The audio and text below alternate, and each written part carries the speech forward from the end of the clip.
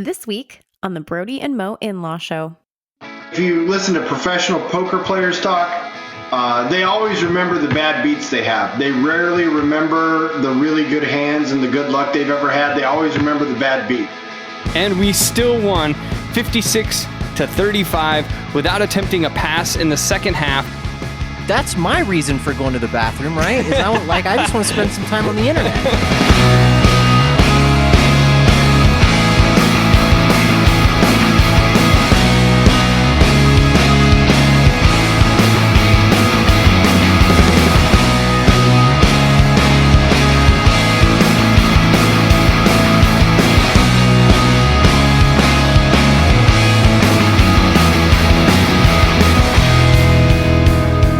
Brody and Mo In-Law Show, where we commiserate about Arizona sports, collaborate on being dads to daughters, and conversate on the pressing matters of today. Brody, welcome back. Thank you. You took a little fishing jaunt the last couple of days. Yeah, I went up to the San Juan and northern New Mexico, and then I went over to the Conejos River in Antonito, Colorado, and tried fly fishing for the first time. And it was beautiful. It was fun to be around. We caught some great fish, and I went with a friend of the show, Mr. Phil Bashaw, our first celebrity guest. He our first guest host. Let me tag along with him, and we went and hooked some lips. It was a lot of fun. I saw the pictures. Brody is being pretty modest. Man, big fish. There's some monsters in that San Juan. If you ever get a chance to go and fish the San Juan or the Conejos, man, I highly recommend it. It's so much fun. And there are some big fish in there. I'm ready. I want to go. Come on, let's go. We'll do a company sponsor. That'll be our company retreat. Yes. We really need to get to know each other a little bit here, bro. I know, right? Outside of work, outside the office. Right. And what a better way than to catch some monster trout. So we've had Phil.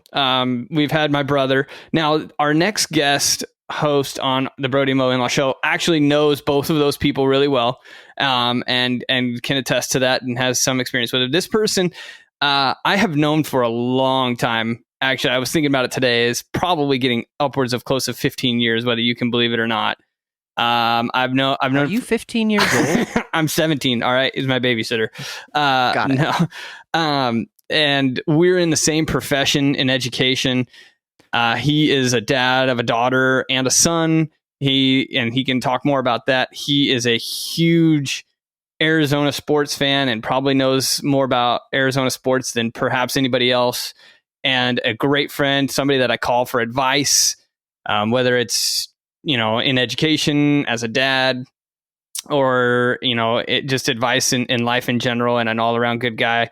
So our guest this week is Mr. Eric Stevens. Eric, congratulations and thank you and welcome to the show. Happy to be here. I just Venmo'd you 20 for that intro. All right. I'm expecting the other 20 to be tomorrow then? Yeah, probably. You overpaid by about $18, I think. No, that's all right. You can put me as sponsor of the show later on then. Welcome to the Brody and Mo In-Law Show, sponsored by Eric. There it is. Eric, there it is. He'll be your guest host. You have to pay to be a guest host on our show. And it took 3 people to get to that spot, even with the 20 that I'm slipping. I know, right? Eric, talk about your credentials of being a dad. What makes you qualified to discuss dad issues? Well, I won't go into the technicalities of everything, but I do have 2 kids. I should have rephrased that. Yeah, it's all right. That's all right. We can move forward. I'll make sure it's FCC okay. I'll make sure. I promise. Oh, okay. I have a son named Landon who is 5.5, and yes, my in-laws like to celebrate half birthdays sometimes. So he was very adamant that a couple days ago was his half birthday. He was very excited about it. He needed more Legos because, we don't have enough of those things around the house as it is. And my daughter Addison is 3, and she is a little spitfire and keeps me on my toes. And I am just dreading the days till she gets to high school, because she's probably, whatever hair I have left on my head, it's going to be gone by the time she makes it to high school. I'm so glad we're both on the same page of that, because my daughter's almost 2 and I'm already feeling it. So Yeah. Is the proper etiquette for a half birthday that you're supposed to give half things? Do you gift half of items, or is that just... I don't know. I've never had a half birthday, so I could honestly say that I've never experienced it. It's just like every once in a while, my in-laws will send him a gift or two on like the late June, when his birthday is late December, and we're like, what the heck's going on? Did I miss something? I intricately make all of my computer passwords with like important dates. Like my wedding anniversary is my email account, like login type situation. You got to remember that, right? So I'm looking at like June 29th. I'm like, wait a second, I'm not missing something. June 2nd was my anniversary. I shouldn't be missing something, but it's just another excuse for my son to get more Legos. We have 2 plastic, those like file cabinet plastic drawers that you can put like craft cat. Yeah. He's got 2 of those things that are probably 4 foot tall, 10 shelves in both. So he's got 20 shelves total, just jammed full of different Lego projects. I mean, this kid has got too many Legos. I have looked at the price of Legos recently as a recent father myself. I have to imagine that the net worth of those 2 dressers is somewhere in the 100K, 200K region. Yeah, well, and anytime you go, let's say eBay or something like that, it also depends on what they are. My son is a huge fan, and I know the show is a huge fan of the Avengers. So love Marvel. Yes. Man, I love Marvel. Yes, yes, exactly. Yeah, see, that's how much I've listened to your guys' show. I know this already. He is a big fan of the Avengers. He's a big fan of Iron Man, and so every one of those projects has something to do with superheroes. For a brief moment, he was into the Lego Batman movie, and so he's got a few Batman projects, but most of it revolves around Marvel and all the Avengers movies and such. And they litter our kitchen table. They litter our desk upstairs. They litter his room. It's Legos everywhere. So Mo and I only have 1 daughter apiece. So I want to ask you, the first question is, is there, and if so, what is the key difference between having a son and a daughter? And following up that with, what was harder, going from 0 kids to 1 or 1 kid to 2? Oh man, it's interesting because you think like toys and what their interests are and this and that would be the big one. But if one kid's got a movie on, the other one's going to watch it regardless, because there's flickering light on TV and it's just, they're drawn to it like a moth on a flame, right? The biggest problem I have is the diaper changing, because you really have to have, you have to have kind of a game plan to go into the difference between a boy and a girl as far as diaper changing. And I liken this whole setup of diaper changing, like if you go to the park, a big patch of grass, it's what type of lawn irrigation you're about to run into. As a kid, you're in the middle of a park and all of a sudden the sprinklers show up and you just got to scatter around to try to avoid the sprinklers or the flood irrigation. So I like to think either sprinklers or flood irrigation. And the sprinklers I can deal with, because as long as it's not pointed at you, you can avoid, you can kind of, steer to safety. But the flood irrigation, you don't know about it till you're about ankle deep in. So my problem with changing my daughter's diaper is if I don't get that other diaper on fast enough, all of a sudden her rear end is just flooded. And then I got to change the changing table, and I've got to change all this stuff, and it's rough, man. So it was a total culture switch on the kind of game plan going into diaper changing, if that makes sense. Oh, it makes total sense. I've never heard it described like that. So that's a very interesting and good take, I think. Well, you can take the ag teacher out of the classroom, but you can't take the classroom out of the ag, or something along those lines. And so it's nice to be able to tie that back to landscape irrigation, something we would teach in the classroom. Brody, the difference always comes down to bodily function. I've noticed that. This is a recurring theme.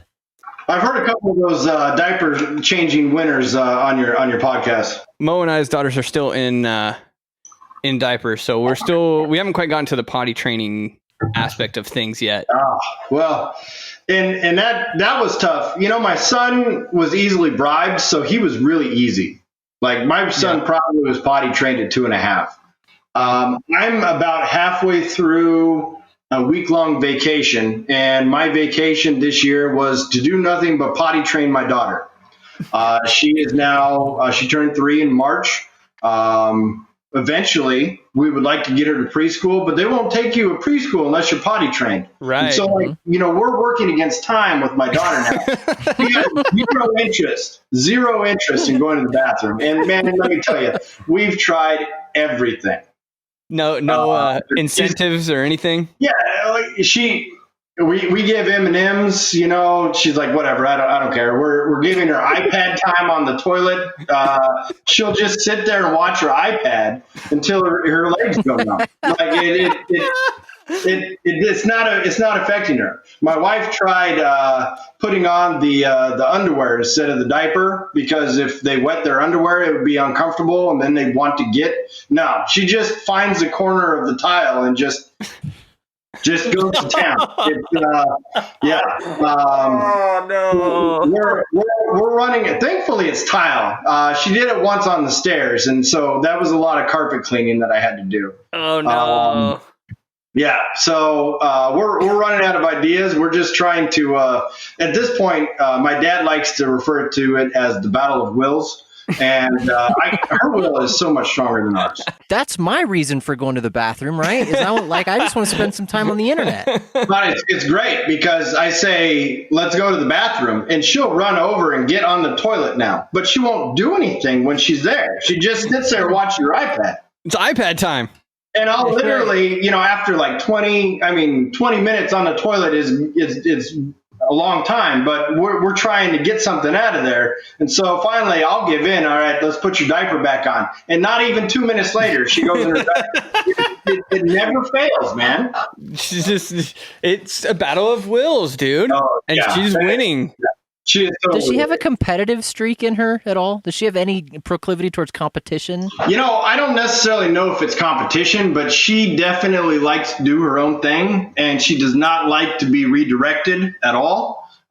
She will my dad also, my dad is one of the main babysitters in all of this. And so when he tries to redirect her, he refers to her throwing a tantrum as exercising her First Amendment rights. I'm trying to concoct some kind of scenario where there's like a who can pee first. No, you'd have to install another toilet, obviously, in this scenario, and have your other child be willing to like win. So go through major renovations to get your. I'm reaching here. Well, I'm trying. It's rough because now my son's seeing all these incentives. We're trying to give our daughter to sit on the toilet, and he's like, "Well, I want that too. Come on, What the heck?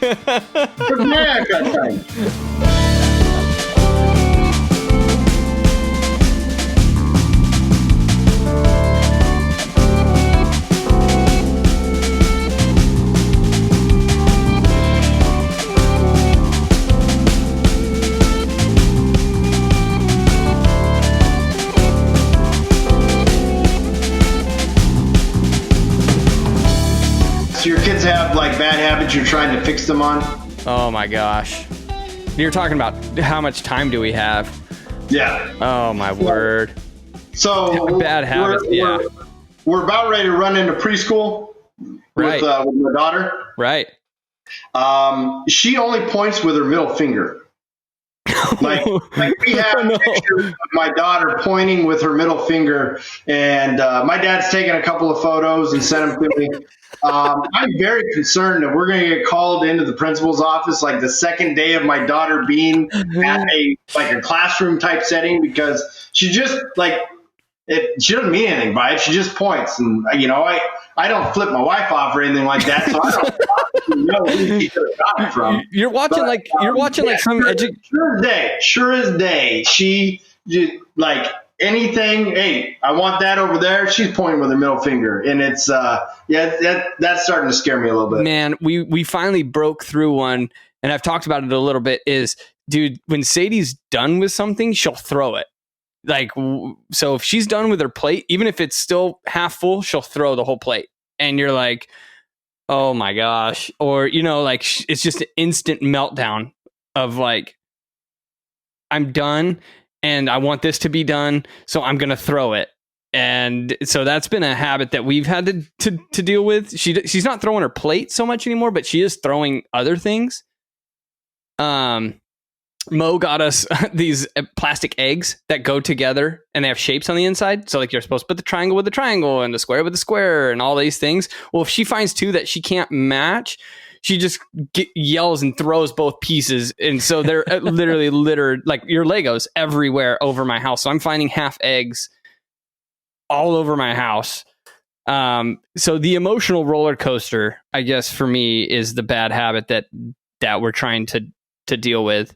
And the most, I'm going over a lot of bad habits. My child is just riddled with bad habits, apparently.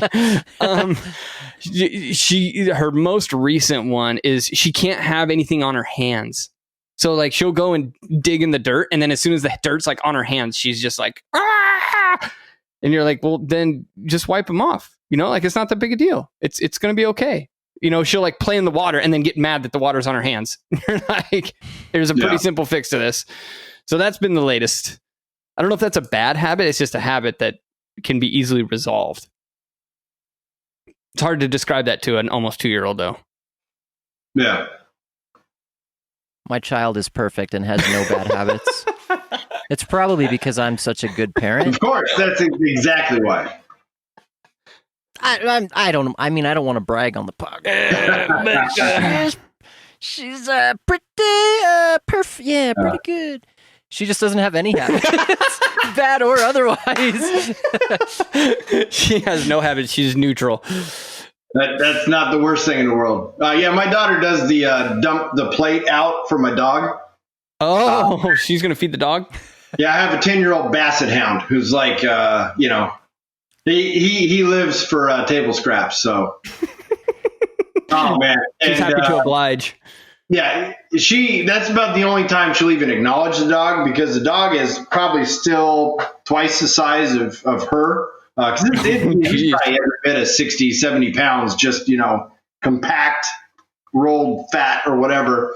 The dog scares her. But she's figured out a way to get back at him. We just recently took her over to my in-laws' house. They have a little condo in Gilbert, and you know, whenever you're over at the grandparents' house, they have toys, but they're like 2 centuries dated. You know what I mean? I know exactly what you mean. Yeah. So my daughter got a hold of one of those. You remember those recorders from elementary school, like the flute-looking recorder? Yes. Oh yeah. Like in elementary school, you'd have to play hot cross buns or whatever you have to play. So she got a hold of that, and now that's like her favorite toy. She just keeps blowing in this thing. Oh, no. Like a train whistle, right? Well, she took it home, because if we would have taken it away from her and given it back to our in-laws, well, she would have exercised her First Amendment rights there. So, so we said, you know what, this is easier. Let's just let her take it home. Well, the car ride, you know, with a whistle going the whole time, that was a lot of fun. She found that as soon as we got home, she found the more she whistled that thing, she could get the dog to howl. And so, so now we're going around the house whistling, and the dog is howling. And the only thing I can picture is Jim Carrey in Dumb and Dumber saying, "Hey, you want to hear the most annoying sound in the world?" Yeah. Oh man, it's just constant recorder whistle, basset hound howling, recorder whistle, basset hound howling. It's a mess, man.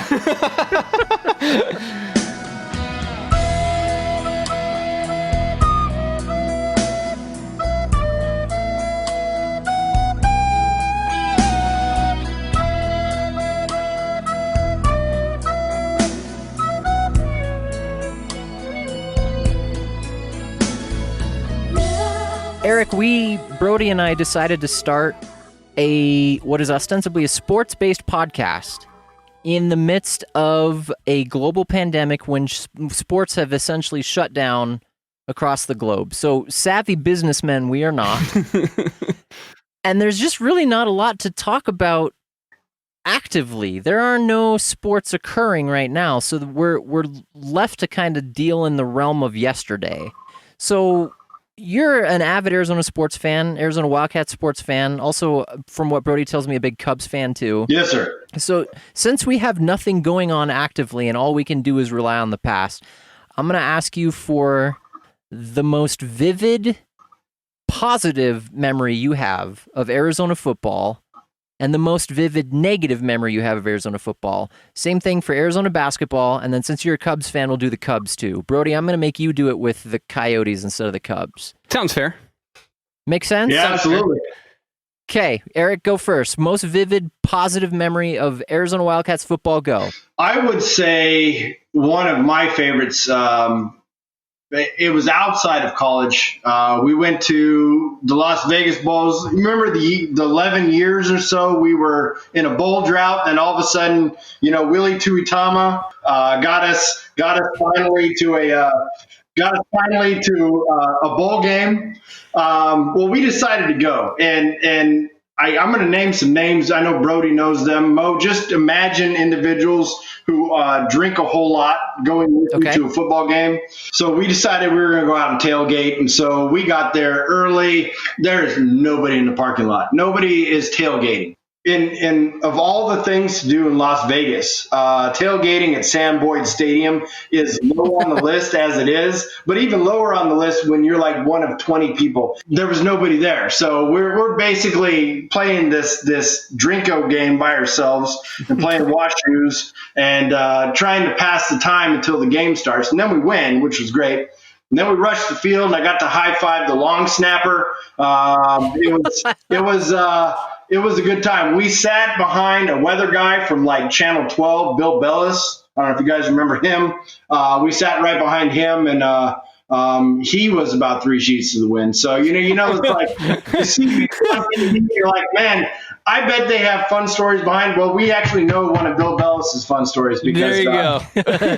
we had to protect him from a couple of BYU fans. That was a good time. It was one of those we had to create our own good time early, but then it got really fun later.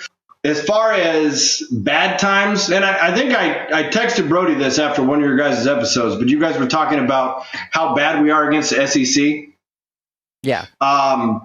Well, I believe it was 2003. We played, or LSU came to town, right? We lost 56-13. We had Nick Costa as our starting quarterback. That's how bad we were. Well, I was a doorman at the Frog and Firkin that night. 70,000 fans from LSU showed up to Tucson. Like, we don't have a stadium that fits 70,000 fans, but they showed, and they turned it into Bourbon Street. I mean, literally. And the other thing about drinking in Louisiana is they don't have open container rules, so you can take a beer out of a bar. And I know that my video screen was only on for a few seconds, and Brody can attest to this. I'm about the antithesis of what a doorman should look like at a bar. And so all these LSU fans are trying to take their drinks out of the bar. And I'm like, we don't do that here. Well, you're just mad because your football team sucks. Well, yeah, they do, but you still can't do that here. That was crazy, but that was a long night. Man, I don't know if I could top those two stories. So I'm going to take a little slightly different approach. So I'm going to go with my positive view of a football story. And it's got to be a football story that has to be forever ingrained, I think, in every University of Arizona football fan. The year 2016, the team, Arizona State. The passes attempted in the second quarter by U of A, 0. And we still won 56-35 without attempting a pass in the second half. And I watched it at my in-laws' house after eating a gigantic Thanksgiving meal. And I actually jumped up and down. I was actually afraid I was going to break their coffee table because I was so excited to just Brandon Dawkins just took over the game, and it was so much fun. And it would have been the easiest job for a defensive coordinator to stop. Like, don't guard any receivers, just put 11 guys in the box, and it didn't matter. U of A ran it down their throats, and that was one that will forever be enshrined, I think, in my mind, of just being an overall fun experience. I have a lot of fun experiences at U of A football games, but that's just one I think that I'll just have to forever remember, is not attempting a pass in the second half in 2016 and beating ASU. A negative, perhaps my negative, I think I'll say is there's several, and I think I know where you're going to go with yours, so I'm going to pick a different one. Is when it's okay to duplicate here because the pain is deep. The pain runs deep. The wound will never heal. Do we have from this enough one. good and bad experiences as U of A fans to not duplicate? That's my question. I mean, it's a toss-up for me, so I'm going to go with the missed extra point and the blocked extra point by a Mr. Alex Zendejas against ASU in Tucson, in which the game should have been wrapped up in no time, and it was not. And it was a very rough day in Tucson when we lost that game. I actually watched that game with Chelsea in the stands, and we weren't even remotely nowhere close to even dating or thinking about dating or any of that kind of stuff. I think I'm actually kind of surprised she still dated me after that, because she saw a side of me that's not pleasant, I don't think. and so I watched it with her, which was a cool part, but the bad part was we didn't know how to make an extra point. So that's my negative. Football. Mo, your turn. The positive for me is pretty low-hanging fruit too. I think in 2014, watching Arizona beat ASU at home to take the Pac-12 South title, that game will be forever enshrined in my mind. That it felt like that was maybe the first and maybe the last time like Arizona has been relevant since the Pac-10 became the Pac-12. Ooh, Yeah. You might be right. That team was different. It was exciting. Both teams were so evenly matched. Yeah. I felt like I didn't understand at all why ASU changed quarterbacks halfway through the game. Oh, I remember that. I forgot that. I thought that was kind of a blunder, and throwing Bercovici in there at the end was unnecessarily stressful. He threw that pick late in the third quarter that kind of turned the tide of the game. But just that whole environment, that whole atmosphere, Arizona had no business being in the Pac-12 championship game. They got ran off the field, rightfully so, by Oregon. Yeah. They were not even as good as Boise State. They had a couple things go their way that year. That Washington game, they won because they got to re-kick that field goal at the end of the game. They beat Oregon on the road in what was kind of a fluky thing. Mariota was hurt in that game, if I remember correctly. He definitely wasn't operating 100%, and I'm wondering if he took us lightly. Oh, yeah. They must have. So just a lot of fluky things happened that year, but that game was against a good quality ASU team. The entire city of Tucson was behind us. There was like a real groundswell of support. That to me is, in my lifetime, and I know I was alive for the 98 team, that was the best team we've ever had. But for me, in my memory, the 2014 team was like peak Arizona football. But negative-wise, man, I got to go back to when they lost to Oregon with Nick Foles behind center, and the students were prematurely rushing the field. That's where I thought you were going to go with it. And ESPN Game Day was there. There was no reason to end up losing that game, but we found a way to lose, like we always do. There's no reason for fans to start jumping out of the stands at like 2.5 minutes left in the dang game. No, they were driving at the time. They had the ball inside the 50, and they started getting out of the stands. What are you doing? That was rough. The bent of my question here, without it getting too tedious and having to go through, maybe I won't make you go through all the sports, but like the real crux of my issue here is, as an Arizona sports fan, do the negative memories outweigh in both volume and just sheer potency the positive memories of this team? Like, as an Arizona sports fan, do you feel like we lean towards the pessimist side of the scale or the optimist side of the scale? You know, That's a very good question, and I look at it I like if you listen to professional poker players talk, they always remember the bad beats they have. They rarely remember the really good hands and the good luck they've ever had. They always remember the bad beats. It just sticks with them. So I think I'm kind of along those lines. Like the really like the Zendejas stuff. You're picking at scabs that I've tried to push away and push away. And the fact that I'm a Chicago Cubs fan on top of that, like I'm used to misery. It's only just recently that we've had semblance of success. Most of the time, it's like, okay, so just turned June. Yeah, we're already 30 games under 500, so we're mailing it in the rest of the year. It's just one of those that you get frustrated over a lot of. I mean, we could always count on basketball. More recently, I don't necessarily know that you could say that about Arizona sports. I used to be a real big Sean Miller, staunch supporter, but man, and not even the FBI stuff. It's just more. I don't like the getting the one and dones and trying to fit them into a system that obviously takes more than a year to grasp. Mm-hmm. And that frustrates me a lot I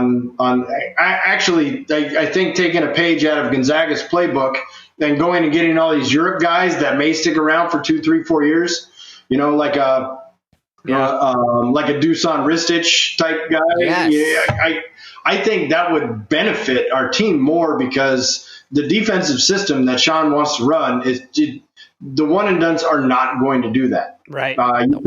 You took Nico Mannion, who basically was the hottest player coming into their freshman year. What he did in all the different, McDonald's All-American games and all those types of things. He had NBA point guards wowed. And then I think he kind of degressed during the year. I agree. It's unfortunate. Yep. So I don't know. It's those types of things that I gravitate towards, and maybe that's just I need to stop being such a pessimist.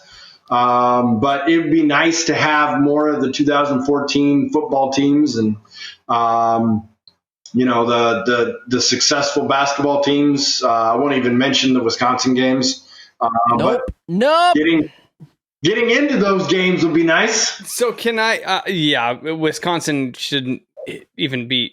Anyways, that state doesn't exist to me anymore. Yeah. But at any rate, I'm going back and forth because we have been.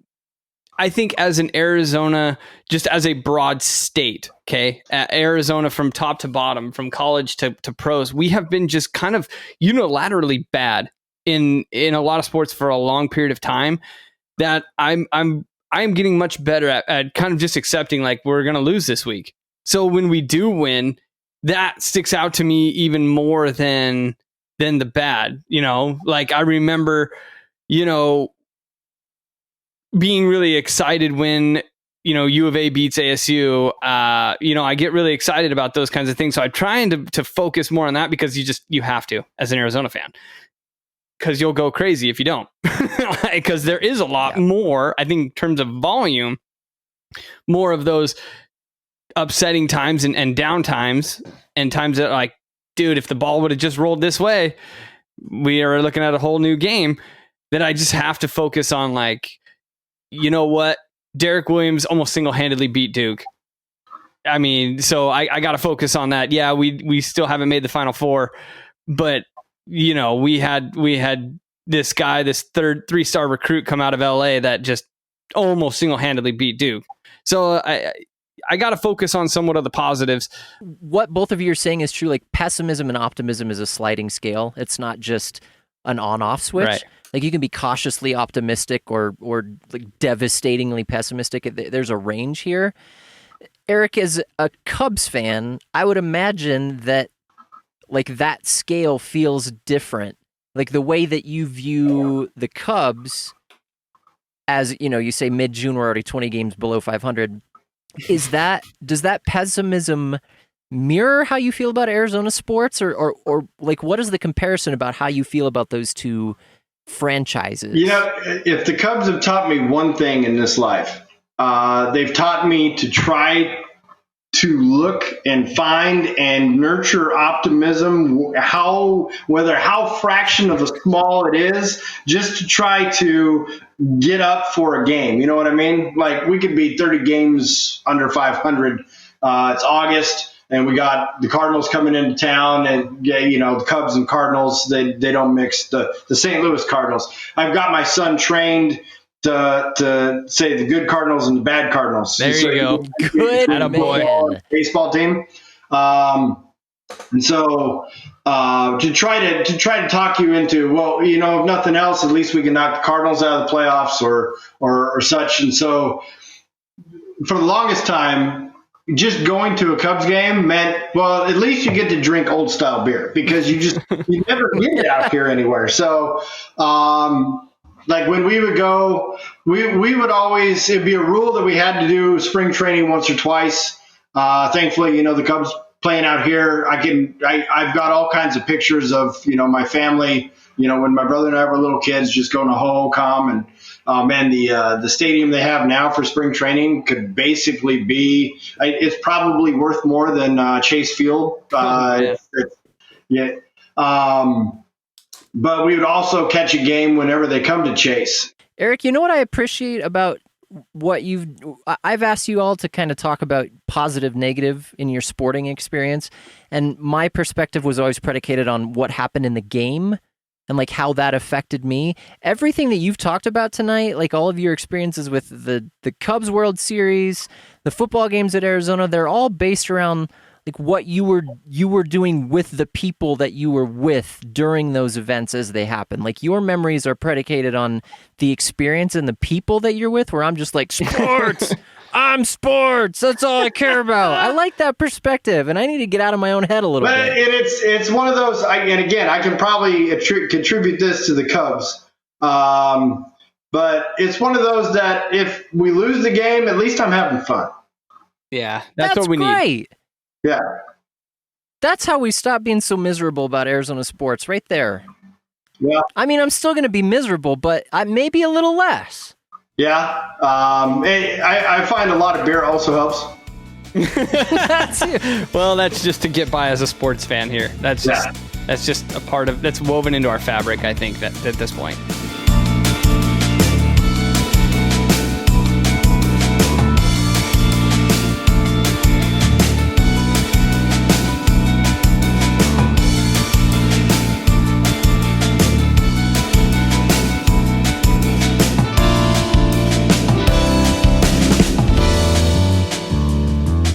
If you could podcast with any sports figure, who would it be and what would you ask them?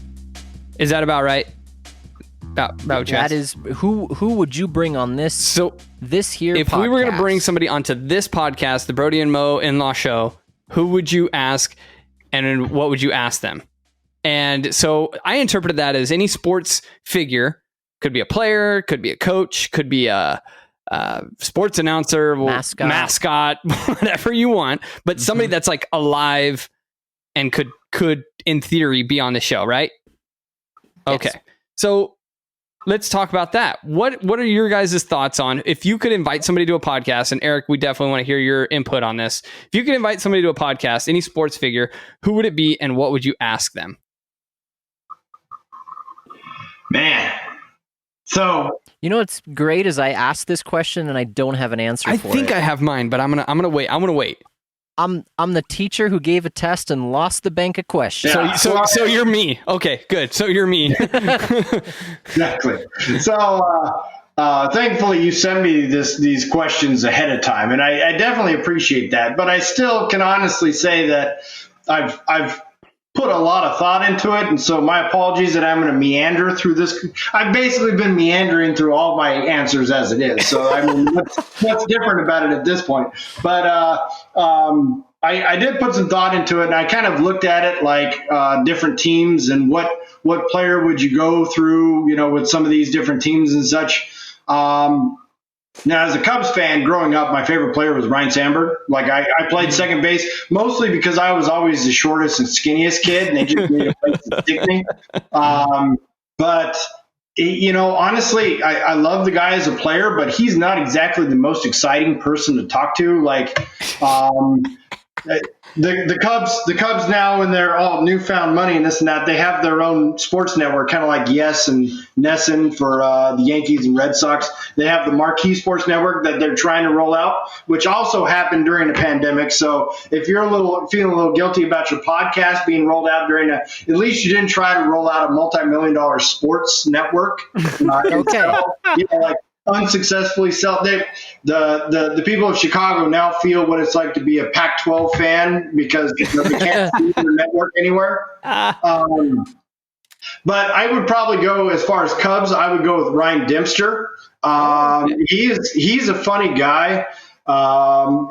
Actually, on this Marquee Sports thing, he does like a talk show type thing, kind of like a David Letterman style thing, where he interviews past and present Cubs guys. But he's a really funny guy. He does a great impression of Harry Carey, which would be great. And I don't necessarily know that I would ask him anything. I would just have him do a lot of, he does stand up, so that, it would pass the time. If it wasn't him, it would probably be Mark Grace. Obviously, that rolls over with Diamondbacks, but everybody knows how Gracie's a hilarious guy. And obviously Right. he's not prone to, or he's prone to drink a few beers every now and again. So I think that would be a lot of fun. As far as Wildcats, man, and I was looking at some of the better players that have gone through, and I'm like, is there any personality? So obviously, the low-hanging fruit is Gronk, right? Like Gronk, That would be Gronk wild. would make a show, but if you had to not include Gronk, actually, besides this podcast, another podcast I do listen to is the Road Trippin' podcast with Richard Jefferson and Channing Frye. Oh yeah. They're really funny. In fact, they did an episode with Gilbert Arenas, and Channing and Gilbert apparently were in a economics class, and Gilbert threw a fit and went and turned the lights off in the auditorium on 600 students, like in the middle of class. Total Gilbert Arenas, right? So I think those guys would bring some fun and some great stories into that. So I'd probably go those guys. All right. Wow. Got a lot. You got a lot to that. That's a good lineup. Well, I told you I was going to meander. I love it. So if you had to, if you had to pick one, who's your one, and what would you ask him? You've limited it down from the millions of sports characters, and you have a great list. You have a perfect list, I think, but you got to pick one, man, because this is where I struggled. I would probably pick Dempster because, and I'd probably because he was a starter and a closer, both with the Cubs. Oh yeah, right. And he was the closer while Lou Piniella was the manager. And if you know anything about Lou Piniella, he's not exactly the most pleasant person when you're not doing your job. And basically, the closer is like the kicker. If you do your job, everybody's content with what you do. Right. But if you don't do your job, everybody hates you to all extent. So I'd love to get some Lou Piniella stories in there because I'm sure they're fantastic. And just let him go on his tangent. I love it. All right, Mo. You're on the clock now. In the 30 seconds that I really poured my efforts into pondering this question and coming up with a deep answer that could match Eric's here, my original answer to this question when I even posed it to you, Brody, was Tiger Woods. Oh, I would have Tiger Woods on the podcast, and I don't have a specific thing I would ask him. I just think that his entire career arc is fascinating and unprecedented, and that he still, even though he's won one major in the last 10 years, is the face of this entire sport. Yeah. And I think he would be a fascinating person if he would be willing to be honest about stuff, to pick his brain on something like a show like this, where no one would listen to it and we could just ask him whatever and he would be willing to say it. So that was my big choice. If I was going to throw out like a ridiculous flyer answer, it would be Marshawn Lynch. Oh, Skittles. I think that would be Beast mode. wild. And the first thing you ask him is, why are you here? And he just answers, "I'm just here so I don't get fined." Of course, There you right. And then you just, I think he's a really weird, wacky kind of guy, and I'd like to see what he would do in an environment like this. But Tiger Woods would be my choice. Oh man, that's a good choice. That's really good.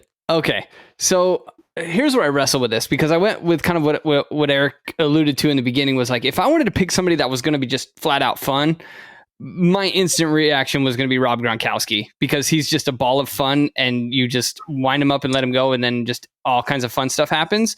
So I was thinking about that, and then I was like, another fun person that would have a lot of fun stories was Tommy Lasorda. I met him at an auction, and he was also, as Eric would put it, two sheets. Let's just put it that way. And he had some crazy stories.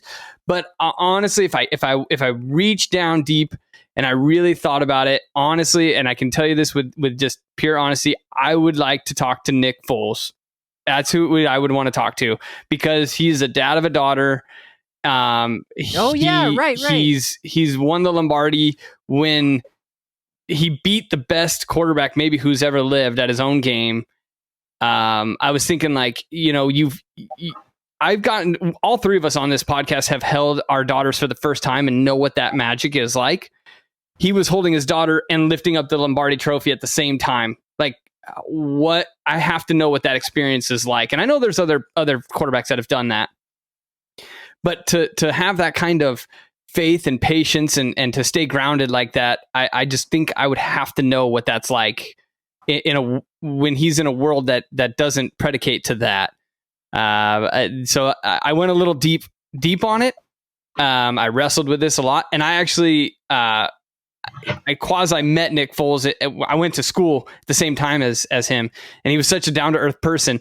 We were in line at the student union, and it was huge, long line. They were checking people in, and he walks in, and he's in the back, and he's just, at the time, Nick Foles is like the biggest quarterback in college football. He's starting to really blow up, and maybe not the biggest, but he's up there. He's starting to make a name for himself, and he's just waiting in line like everybody else. And somebody in the front was like, "Hey, you're Nick Foles," and he's like kind of like waving. He's like, "Hey, you get up here, man. You don't wait in line. You're Nick." I'm not going to repeat what he said, but he's like, "You're, you fill in the blank, Foles. You come up here," and he's just like, "No, that's okay."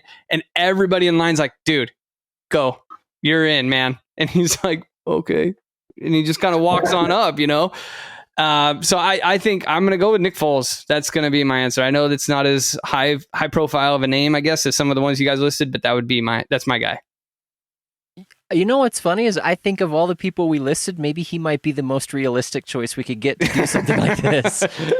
We need to tag him on Twitter when you guys come up with the episode. Maybe he'll listen. Maybe. This is the kind of idea, man, we need right here. Let's get a groundswell of support to get Nick Foles on this here program. Nick, the season's not going to go off, buddy. What else are you going to do? Spend time with your family? Come Nick, on. You've got diehard U of A fans. I saw Nick Foles live in his first U of A game, and I was like, this guy's going to be something. I know. I went with a more philosophic term than maybe we would have gone with, but I'm going Nick Foles. Well, this podcast is a heady, weighty, philosophical.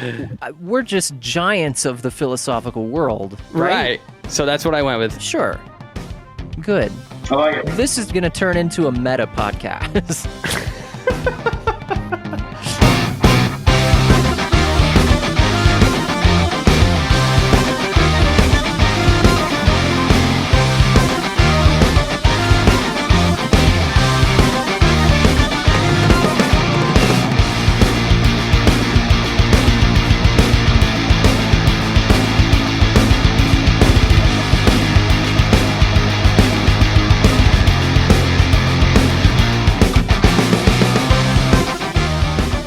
We've covered just about everything, I think, tonight. We talked a lot more about bodily functions, Brody, from children. I'm really looking forward to getting to that potty training phase. It gets more and more enticing with each new revelation. Yep. Yes. And I wish you luck with that. We talked a lot about the misery of Arizona sports and how to combat that a little bit. Eric, thank you so much for being on the show with us. Thanks for sharing all the stories about your kids, about family life, about Arizona football.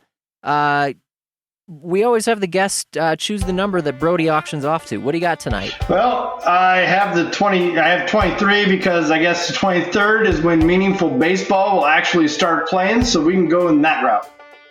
Meaningful Baseball. Meaningful Baseball will start on the 23rd of July. 5, 10, 10, 10, 10, now 15, $15, now 20, $20, here, 21, here, 21, now 23, 23, now 24, 24, 10 and a half, 24, sold it, 23, 23rd, Meaningful Baseball comes back. Everybody, thanks again for listening to the Brody and Mo In-Law Show. If you want to get in touch with us, you can email us at bmils2020@gmail.com, or you can find us on Twitter @InlawShow. Otherwise, we'll see you all next week. Bye, guys.